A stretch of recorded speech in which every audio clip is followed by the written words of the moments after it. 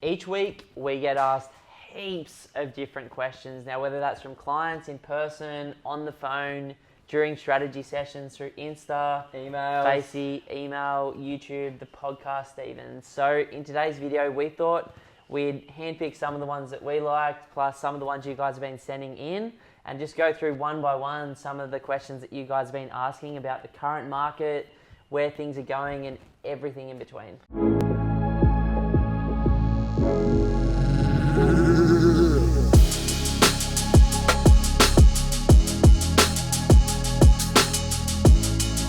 Thanks so much for reaching out and flicking through some questions, guys. We really appreciate it, and always trying to do everything that we can to try and answer those questions and add a little bit of value, help connect the dots. But let's get cracking into it. The first one we've got here from Kyron. Thanks so much, Kyron. Hey Simon, curious to hear your thoughts on using offset accounts. I'm currently using mine as my main account and keeping interest payable to a minimum. Good question. For myself, at this point in my journey, while I'm in that accumulation phase, I'm not personally using offset accounts. Once I get into that debt reduction phase, I'll certainly be leveraging off offsetting accounts, but I know you got a different setup. Yeah, so I love offset accounts, and I have from the very start. Like, I've used them from accumulation, consolidation. I'm back in accumulation phase again now. I think if you were to talk to your accountant or your financial advisor while you've got debt on your own home, definitely having an offset account attached to your own home makes sense from the advice I've got from my accountant for my situation. But I just like having offset accounts for the simple reason that I can get all of the rent from a property paid into that one account.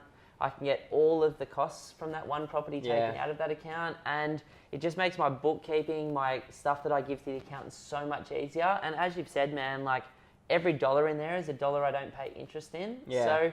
So, for example, a few years ago, I sold a property that I bought, and I ended up walking away with 200 grand or something once I split it with my mate.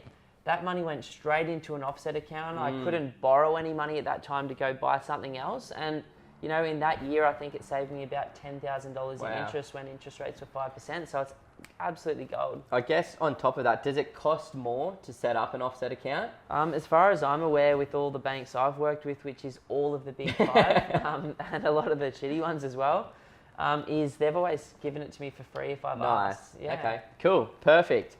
Next question from a 20-year-old. This one is from Financial Minimalism. Love it. Love Sounds interesting. Would be good if you guys had some spots for strategy sessions. It does look like you are all booked out. When will there be additional strategy sessions opening up in the future? Just want to say, firstly, apologies for people that have been trying to get strategy sessions. They are few and far between. For us, we are a small business, and we're not like other buyers agents that are doing massive volumes. For us, it's much more of a personalized one-on-one experience for every single person that we work with. And those strategy sessions are really set up for people that are in a position to purchase a property right now, that are really looking for that, strategic advice to help them take their next steps. So there will certainly be more strategy sessions becoming available every single week.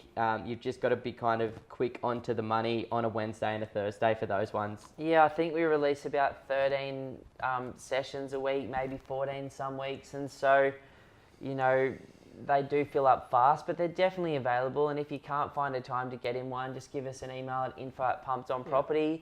As Simon said, though, if you jump in on those 2 days, the calendar completely reopens.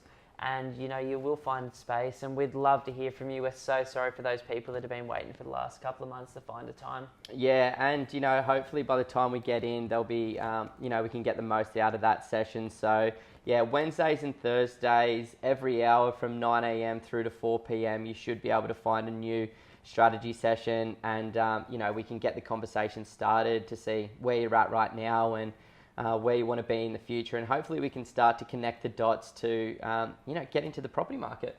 For sure. Now, this one's from Darcy. Sorry, this is a bit longer, so I'm leaning in. It says, love this one, guys. Do you have a video on the granny flat strategy? How do I identify the correct property and actually execute the building of it? Can it be done while the main residence is being rented out? Really, really good question. We've definitely done videos on the granny flat process, on, you know, how to identify sites that are suitable for granny flats.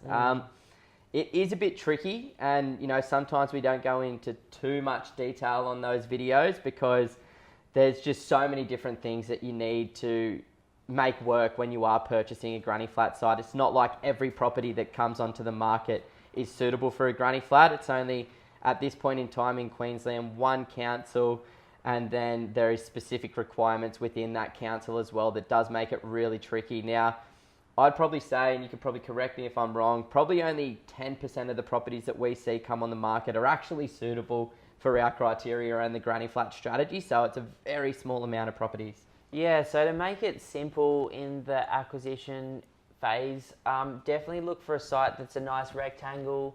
Now, before you even start looking, you really need to call up the local council and go, well, hey guys, what's this look like for us? You know, can I build them here? Can I rent them out to unrelated parties? Once you've figured that out and you've got your criteria and you've talked to your town planner, then it's a case of going normally something with a nice big frontage, generally something with the home towards the front of the block, generally like a nice deep block. Yep. We normally like to put the granny flat at least 10 metres to 12 metres off the back of the home so that the front home has a nice big yard of itself, so you can run that fence around the home that's already on the block, and you've got a nice big backyard, and then you've still got a nice little yard for the granny.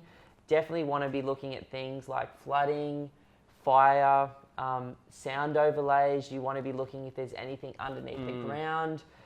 You want to be looking at structures on the side or trees on the side that can blow costs out, and things like pools. Like, there's actually a lot more to it than you'd think. The best advice I suppose I can give you is talk to the town planner, create a list of criteria that you need to tick, and then just be absolutely brutal. Also, get your solicitor to put a deep due diligence clause into your contract when you're looking to buy a place, so that you've got time after you've bought it. Obviously, you've done all your checks yourself, but then you want a certifier, a builder, and a town planner, plus the solicitor to review the site for you to make sure it's all cool from that perspective. Yeah, there's a lot of hoops to jump through, but it can be work. Two great videos that we've done. We've done a walkthrough of Ben's recent granny flat project that you can check out. And then I also talked about the plans for a property that I've just purchased in a video. I think it was Simon's fourth property. And we've had Jay, the marketing manager, put some pretty cool animations on that to kind of give you an understanding of how it all works. So they're two great videos. Now, can it be done with the main residence occupied? Yes, it can.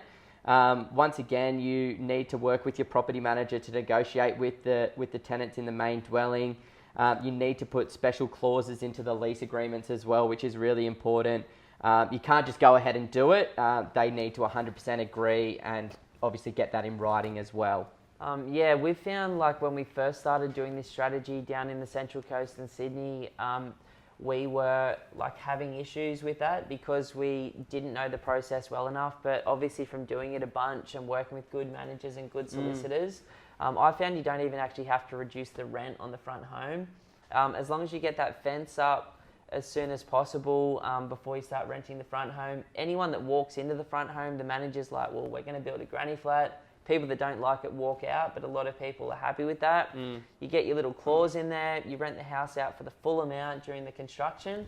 Then when your granny flat's completed, you rent that out if you can, or you rent them out both to one family depending on the council area. But super interesting, like works incredibly well in the right areas. I know clients doing this extremely well all through different parts of New South Wales. I know people doing it in pilot parts of Melbourne, pilot parts of Brisbane at the moment as well, depending on the council areas. So it's just about figuring it out and then slowly and systematically working through. Definitely don't go and buy a site and just expect it to work. There are so many variables that we now are aware of that you really want to be doing good due diligence on it. For sure. This one is from Faisal. Thanks, Faisal. How do we find out what suburb has grown, is stagnant, or underperformed in the last 12 months, 3 years, 10 years? I guess we could expand that too. Great question. You know, we love looking at previous growth to see how a market's performing. So when we're looking at our data analysis, we actually check that. We look at the 12-month performance, the 3-year performance, and the average performance over the last 10 years, because it gives us a really good indication, because you can sort of cross-check that with the averages of the market and get it. Now, for us, we get that information from RP Data. We've got a paid subscription with them, and you can get that information really easily from RP Data. But if you don't want to pay for it, that's completely cool. You can go to like Price Finder, you can go to DSR Data. There's so many really good reference points out there. Price Finder as well, which is like a cheaper version of CoreLogic. Yeah, just go onto Google, type in the suburb that you're looking in, Faisal, and plus previous price growth, previous property price growth, and I'm sure you're going to be able to find a resource there that's going to be able to give you that information. But yeah, that's something that we really lean on, especially after finding out some info from Jeremy Shepherd at DSR, where he was looking at like the longer term performance, talking about 10-year growth, whether that's been positive or negative or stagnant, and how that can impact the future as well. So good things to be looking at. Definitely. Now we've got another one here from Veronica. She said, love the video, guys. 8 steps to buy your first investment property. I definitely want to use those tips. How do you find a good property manager once you actually have a property, and what are the costs of managers? To find a good property manager can be tough. We've found it pretty tricky in the past. We've worked with lots of different property managers over the years, but now we've found just an absolute ace team. I guess it can be tricky, right, to find the right ones. You know, you want to ask friends who own investment properties for a referral and what the experience has been. If you're buying interstate, then it's probably a case of jumping on Google, plus property manager, plus the suburb you're buying in, looking at 3 or 4. And then what I would be doing if I was buying out of state or out of area is either getting a referral from the buyer's agent or the solicitor or someone up there. But if you can't find a referral, then, you know, calling through and asking them, you know, what do you charge? What's your structure look like? How often do you inspect the properties? What's your process for all of those different things that are so important? Yeah, how many properties does the office manage? How much does each property manager personally manage as well? We like to keep that somewhere around the sort of below 150, definitely, ideally below like 120, because that means that they do have enough time to look after your property the way that you want it to be looked after. And how much they charge can really vary. You know, you've got the bottom of the line, you know, you might be able to find somebody for 5%, but you're going to get a 5% quality property manager for that. You know, that can go all the way up to 10%. We find the average in Brisbane at the moment somewhere between 7 to 8% plus GST. For sure, and you really do get what you pay for. Like, there are good businesses and good managers, and there's very average ones. I've had some really poor management which ended up like really destroying my properties and costing me a lot of money. Literally destroying your property. Yeah, like literally from just having the wrong people in. So it's like, I think for those of you out there, it's worth spending the time finding that right partner. And if that partner's not working, don't be afraid, just send them an email and pass it over to another one, because you know, they're only as good as what the job that they're doing, and you really want the regular inspections. You want them to be tight with tenants and firm, but you also want them to be kind. So it's a tricky one. Yeah, there's some pretty cool companies that are coming up that do it all like virtually and things like that nowadays. So yeah, it's just about doing your research, having the necessary conversations, and finding that company or that manager that you align with from a values perspective that, you know, are going to get you the right result. You know, I like my property managers to be those people that have no phone etiquette, that cannot stop picking up the phone 24/7, that are always on email and always available. I know it's really bad for their life, but it's really, really good for the management of my properties. I also like to set expectations at the start of the year around how many inspections I'd like for each of my properties, how much I'd like the rents to be by the end of the year, what my process is each time someone rolls out of the property, you know, when I want my statements by, where I want my funds to be transferred for the year. So I'm very, very specific. Because I gave managers in the past so much free rein, now I, you know, manage my managers, if you know what I mean. So I know exactly what the expectations are, and then I can performance manage them if they're not achieving that. Perfect. The next one's from John. Hey boys, do you think a house in a court that's sitting directly behind a childcare centre will affect the value much? Tricky question to answer. I guess it depends We don't on. know. Yeah, I don't How do you know. know, man? I guess it depends how massive the childcare centre is. But if it were me, I personally wouldn't worry too much about a childcare centre. They're not going to be causing too much of a ruckus back there. If it was me, man, I would be buying it. Like I do care about all of these small things because I know they all add up to micro things. If it's a family daycare centre that's just like someone's home that has like 5 kids coming through, Yeah. that's not a biggie. But, you know, childcare centres aren't everyone's cup of tea. So if you think about your market for a future resale, the market is 100% dependent on the most eyeballs and the most emotional people. If 50 to 70% of your market doesn't want that behind them because of the noise, the distraction, or the lack of privacy, you're going to cut, you know, 50 to 70% of your emotional rebuyer. So for me, I never do things like main roads, childcare centres, bus routes. I don't like to do cemeteries, industrial, shopping centres, train stations. Like I just buy for the family that I want to sell it to in the future, and I Yeah. want to rent it to until I sell it.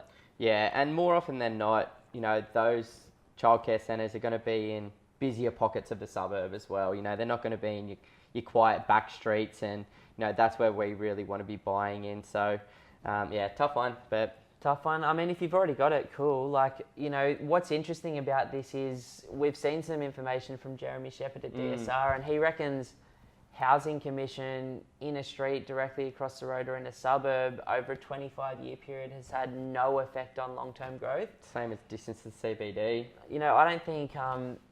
I think sometimes, like, I sweat the small stuff more than the data would show it has an actual negative or positive effect on it. It's just because there's big data and then there's micro things that result in higher sales averages. And I go for those. I'm not looking to just get average performance. I'm looking to get above average performance because of a better street, better house, better suburb. Yeah, and it's just about trying to avoid making mistakes as well. If you can, you know, try your best to avoid any potential mistakes, then you don't. And, you know, maybe that childcare centre is zoned in a different area as well, if they can run a business out of it or something like that. And that might mean that, yeah, right now it's a childcare centre, but in the future it could be something far bigger than that. Yeah, I didn't even think of that for sure. Yeah. There's a good question here from Martin. He said, can you please do a cost breakdown of the entire Granny Flat project? Do you guys ever use prefab, like pre-made granny flats? Why not? There's so many granny flat companies out there nowadays. I know there's like your tiny homes, your container homes, your prefab homes. Like there's so many options out there. But for us, with everything that we do, like it's all about the long term. It's all about quality and ensuring that this thing is going to stand the test of time. So we build from scratch with the companies that we work with. It's basically a tiny home, and that's why we call them tiny homes pretty often as well, because it's basically starting from scratch. You know, most of the ones that we do are built on piers, not slab on ground. And built on site, like custom design for that site to make and take advantage of it. Yeah, exactly. Cost breakdowns, look, these things vary depending on what's going on with the construction industry at any given time. Right now, which market, which city, what type of product and finish. Like we go for what I would consider a significantly better looking product than the average, like much nicer kitchens, nicer bathrooms, nice decks, like a really high quality looking joint, especially with the new builder that we found. Like these things look mint. Oh my God, it's so good. You know, if you're doing a few of them, you can get some wholesale pricing like we do for ourselves and our clients, where you really smash the builder based on volume. But honestly, you could go into one builder for like a 55 square metre granny flat, and one builder might charge you 110k in one part of Australia. Same product in another part could be 250k. Like it is so variable. Yeah. Based on finishes. Honestly, the weather even. Like these guys just seem to like pull a number out of here sometimes, how much the boss of the company wants to make. Yeah, so we really hold them accountable. So it's tough to say. We've seen these things change all the time. But you have add-on costs. Normally you've got your sort of base price for the granny flat itself, but then you've got your variable costs, which are site by site dependent. Fencing, trees, driveways, carports, removal of stuff, filling in a pool. Like there's a lot of things that can blow the costs out on a project. Council infrastructure charges. Yeah. Some councils will let you build them anywhere for nothing. Others will charge up to like 20K. Yeah. That's crazy, the differences. Like a year ago, the price could have been 115K, and with a 15 to 30% jump in construction, the price could be at 150. Like things can change so quickly and then come down as well. Yeah, like the average ends up being at the moment for most of our clients around about the 170 total project cost, give or take a tiny little bit.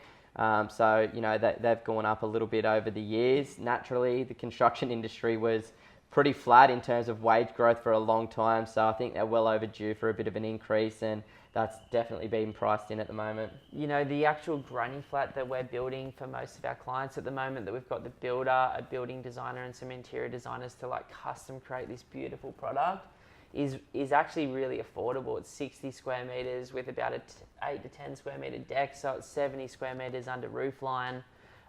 We're building it for just over 130K. It's just when the council takes their cut, the concreting for the extra parking that the council wants, the extra roofing that the council wants for like undercover car parking, fencing, grassing, landscaping, finishing it properly, like upgrading a meter box, like all of these things can blow it out to the 170 that Simon's talking about. Yeah. Some companies will just charge you 170 for that and then stack everything else on. Yeah, so you got to be careful. We like to get the fixed price quotes in before progressing with anything, just because you got to be careful sometimes with the these building builders companies. can stitch you up. I've been there. What I can say about prefab is I don't know enough about it to even comment on that. I'm sorry about that. I'm assuming if there's Australian standards and a company's doing it to that, like the idea of having concrete walls is amazing long term. I love it. So it's like, I know one of the companies we originally partnered with in Brisbane was building them on site, remember, and then craning them in. Yep. Now the company we're working with is custom building on site, and these things look cool, and we'll show you more of that in coming weeks. Yeah, the quality is always going to impact the rental return that you're going to get as well. So, that's why we like to go for the premium look, because the intention for all of our clients that are building granny flats is that they'll never sell that property. They're going to hold it for 40, 50, 60 years potentially. So, we're definitely doing the high quality standards and making sure that we're setting up properly, and sometimes that comes at a higher price. Yeah, you can do it cheaper, but, is it going to last as long, and is it going to get you as much rental return? Don't know. I saw one of our clients, absolute legend, he bought a really beautiful home on the beaches of Brisbane years and years ago, and he built a granny flat at that time, and he actually bought a granny flat in from China. He was an Asian investor, and he had friends over there, and he bought this place in. Like, I think our granny flats at the time were 115K.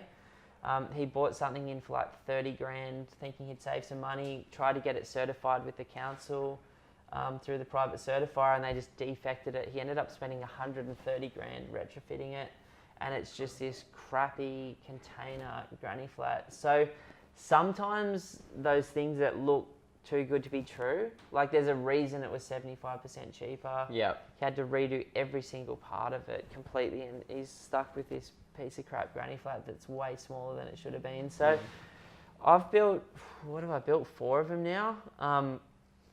A few under roofline and one of them completely separate. And I go for the high quality. Like I even upgrade from our normal granny flats some extra things. Like I have no problem paying for quality, because my rent's going to be better, my tax benefits are going to be better, and most importantly, my long-term resale and valuation is going to be better. Like I have learnt my lesson from doing cheap so many times over. You know what I mean? Me too, yeah, for sure. Last question we wanted to touch on is a question from Samo Camo, love it. What effect do you think the Olympics may or may not have on the cycle in the Brisbane market? Absolutely love this question and cannot wait to find out the answer. I guess the only way that we can kind of address this, when we were looking at this question, we actually did some research around 2000 Olympics in Sydney to get a bit of a better understanding around what impact the Olympics had in Sydney at that point in time, which was pretty insane. What were the numbers again? So between 1997 to the year 2000, prices went up by 45% in prep for the Olympics. And then between 2001 and 3, they went up by another 50%. So 97% growth in the 6 years surrounding the Olympics. Now, that's insane, first and foremost. That's insane. massive, I yeah. know the whole world was speculating on Sydney at that time. Like, Yeah. they really were. Yeah, there was massive infrastructure spending, massive population growth at that point in time. And I think bringing the eyes to Sydney as well was really important for the market. You've just also got to put it in the context of the real estate cycle, though, too, because it's not just this outlier event that was good for jobs, infrastructure and housing, plus job growth. It was, and the whole world speculating, it was also at the end of the first half of the cycle and into the very start of the second half. Yeah. And so historically, during that time, Sydney would have done extremely, extremely well anyway. And so how much of it was the Olympics and the low vacancy rates and the high incomes and the jobs, and how much of it was the natural cycle? I don't know how to interpret that, but what I can say is it looked fucking amazing. I've got clients in Japan at the moment.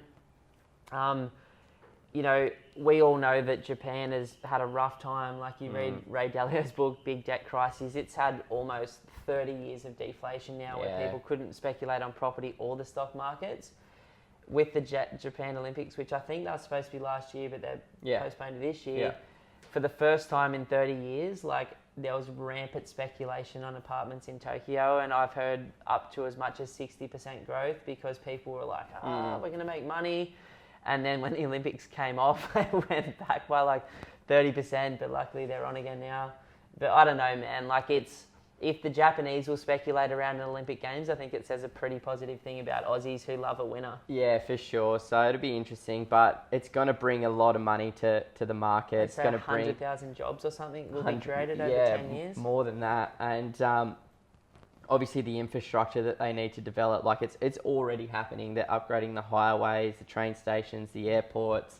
You know, they're building new buildings. Like, there's a lot of infrastructure going into Brisbane, and you know, that's only going to continue for this as well. Like, you look at what they did on the Gold Coast for the Com Games. You know, they spent so much money on just getting that prep for the Com Games, let alone the Olympics. So I like the fact that they're coming. That's interesting you said that, man, actually, because with the Com Games in Goldie, like with the light rail, with the heavy rail, with the shopping centre upgrades and the main roads, like, prices in the Goldie in 10 years, which is out of cycle for the Goldie, have gone up by literally like 100%. Yeah. So I'm wondering, like, if that key infrastructure plus those epic jobs, like, remember Crystal's ex-partner, who was a chippy, he was making like 140 grand a year doing sheeting work down there at the time. And there was just no tradies and money everywhere. Apartments. Oh man, like, unfortunately that's Australia now, just build shit. Yeah. But yeah. Time will tell for that. But yeah, thank you so much for sending through the questions. Obviously, we didn't want to go doing a 2-hour video, so just picked out some of the questions there, but keep sending them through via the videos online, or send them through to info@pumpedonproperty. Hit us up on Instagram or Facebook. And yeah, as usual, guys, please subscribe to the channel and flick your alerts on so that you keep getting these video updates. You know, and we're just trying to educate you on the Australian property market, help you make smarter decisions and spread the good word, I guess. You know, we're just figuring this stuff out like you guys are, but the cool thing is, from talking to so many people and reading so much and following so much history, we do get exposed to things much quicker. So yeah, super grateful. Subscribe, thumbs up, share this with someone. We wish you guys all the best in the coming years, and can't wait for all of your questions down the line. Sweaty, so sweaty.